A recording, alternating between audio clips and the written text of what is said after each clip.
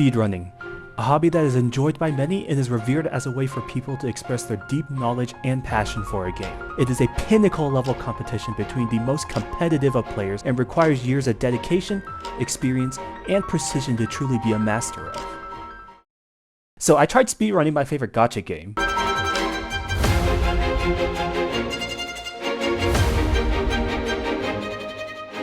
In traditional games, speedrunning is typically seeing who can beat the game the fastest. However, speedrunning in Genshin works a little differently. Genshin is a live service game that is constantly getting new content updates, making it so that the end is nowhere in sight. So, how do you speedrun Genshin? Turns out there's a bunch of different ways to speedrun Genshin. There's a bunch of different categories to speedrun in, like who can reach account rank 5 the fastest, who can beat the story mission the fastest, and who can run from one side of the map to the other the fastest. Lots of interesting categories for sure, but the one that interested me the most was the bosses category. This category is based on who can beat all of a region's bosses the fastest. As a proud owner of a top 9% worldwide Yaimiko, I was super intrigued by this category and opened it up to see what was up, and found that literally every single one of these regions was all dominated by one guy.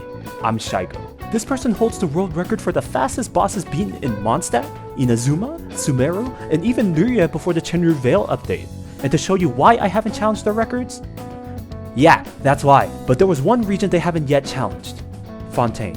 Fontaine is Genshin's newest region and isn't fully complete yet in terms of bosses released, which is why I'm assuming why they haven't run it yet. It looked really fun to do a speedrun, but before I could do my own, I needed to check out the rules first. There are a few rules for the speedrun, but the most important ones are that you can only use the original region's teleport waypoints, your world has to be at the highest difficulty it can be, and the boss has to be fully defeated before moving on to the next one. Otherwise, as long as you kill the bosses as fast as you can, anything goes. The bosses you have to kill are the Hydrotopa, which is a beefed up water droplet, the Emperor of Fire and Iron, which is literally just a crab, but on fire, Copelia and Copelius, which are two mechs doing ballet together, the Experimental Field Generator, which is a machine that broke the laws of gravity, the Millennial Seahorse, which is an annoying little and finally the All-Devouring Narwhal, which is the most tanky boss of them all and can only be damaged for short periods of time. So not knowing any strategies for what to do, I opened the game, and on January 18th, 2024, I got this run. Okay, 3, 2, 1, let's jam.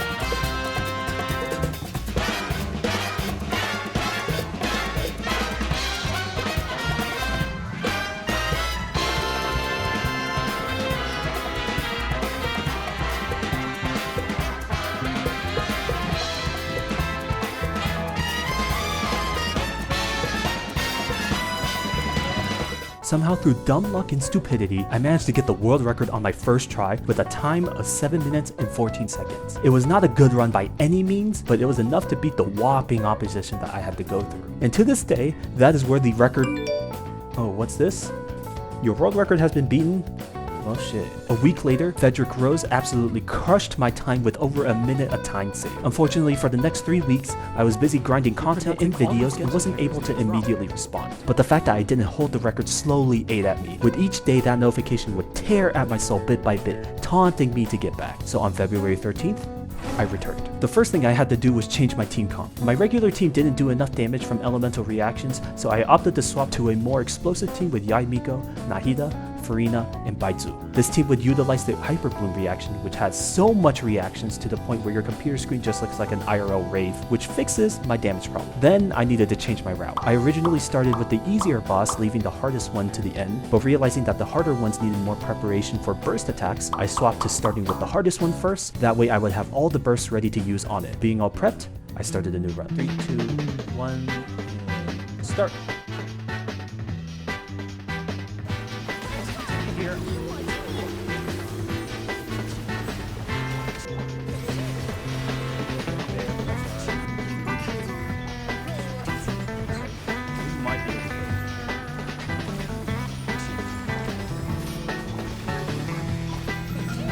We killed it.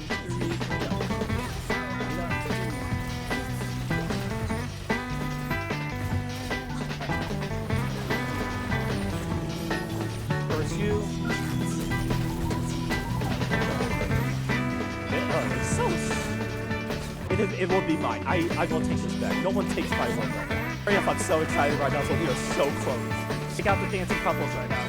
We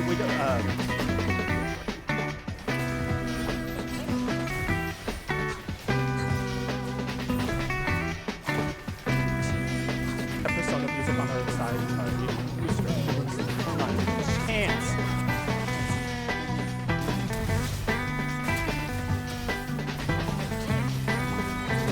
Come on. Time. 5 minutes, 10 seconds. Oh, we beat that time. And with that, I got the world record back. And to this day, that is where the record... Oh, so it's gonna be like that, huh? In 3, 2, 1.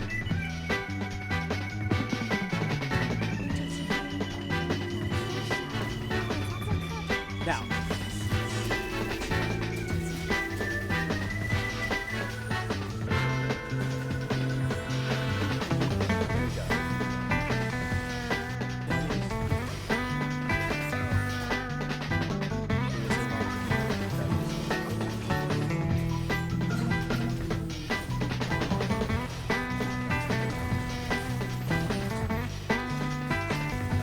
Nice. Here.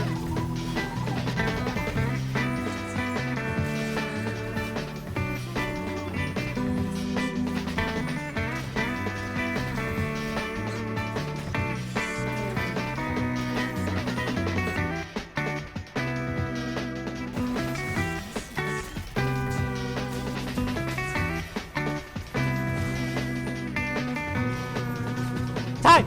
And with that, I finally got the world record. You got to be kidding me! On February 16th, Frederick Rose took the record back with a 4-minute 48-second time. This time was difficult to beat. The bosses were all beaten in a quick fashion and their movement was refined and calculated to the point where I thought that there was probably no chance for me to beat them. But as I was close to throwing in the towel, I saw something that would change everything.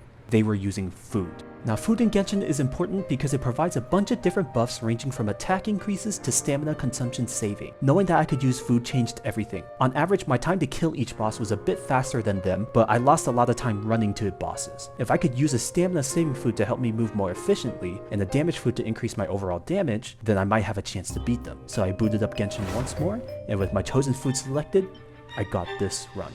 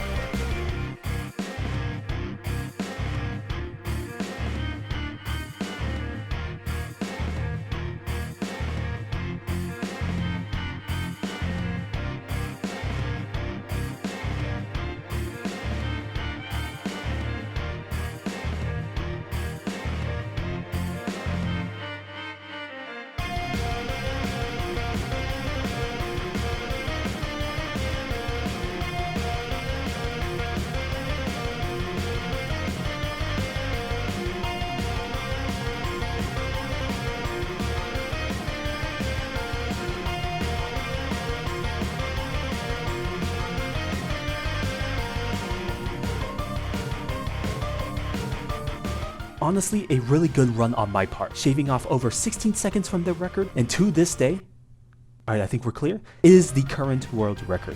I know that a lot of people will try to discount the record saying that the speedrunning pool was small, but at the end of the day, I get to clickbait videos saying that I'm a world record level speedrunner and that's enough for me. Besides, if it's so easy to beat, go beat it. Anyways, moral of the story is to go try something new. You'll never know what you end up finding, whether it's an accidental accomplishment or a new way to enjoy a game. As my best friend Dan the Meme Man once said, subscribe. Thanks for watching, and I'll see you all in the next one. Bye bye! Hey, if you made it this far, I wanted to thank you for watching. This video took a lot of time to prepare, edit, and is unlike anything I've ever made before, so I hope you enjoyed it. I plan on making more long-form videos this year. Might not be in the same style as this one, but some ideas were like explaining Genshin elemental reactions and stuff like that. I got a lot of cool guides and videos coming soon, so make sure to subscribe to the channel to stay notified of any videos I post in the future. Feel free to also follow me on TikTok and Twitch as well if you want to see and interact with me live. Thanks again, and I'll see you all in the next one. Bye bye!